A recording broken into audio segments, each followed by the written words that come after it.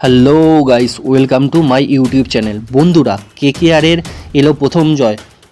KKR ও sunriser হায়দ্রাবাদের মধ্যে কালকের ইডেন গার্ডেন্সে খেলা ছিল।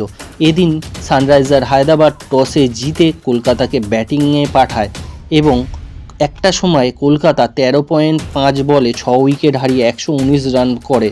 তবে তারপরে 37 বলে 79 রান উঠে আসে। অ্যান্ড্রু রাসেল ও রিঙ্কু সিংয়ের ব্যাটিং তাণ্ডবে পৌঁছে যায় 207 রানে, যেখানে অ্যান্ড্রু রাসেল 25 বলে করেন 64 রান।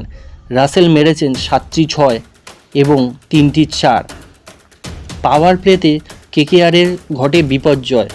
সল্ট ভালো খেললেও অন্যদিকে 3টি উইকেট পড়ে যায়। কলে সল্ট 50 রান করেন ও রাসেল ও রিঙ্কু সিংয়ের ব্যাটিংয়ে এই এত দূর পর্যন্ত পৌঁছে যেতে সক্ষম হয়েছিল। সবাই তাকিয়েছিল মাইকেল স্টার্কের বোলিংয়ের দিকে, কিন্তু এদিন স্টার্ক সবাইকে হতবাক করে দেয়। প্রথম ওভারের তৃতীয় বলেই তিনি ওয়াইড করেন এবং সেটি 4 হয়ে যায়।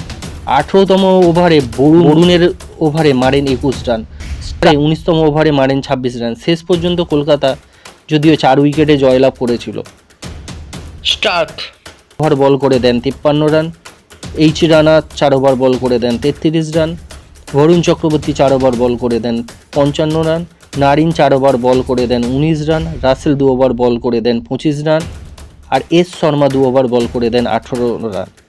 শেষ পর্যন্ত সংক্ষিপ্ত ফলাফল: কলকাতা 207 উইকেট হারিয়ে এবং সানরাইজার হায়দ্রাবাদ 204 উইকেট হারিয়ে। দয়া করে চ্যানেলটি সাবস্ক্রাইব করে দেবেন।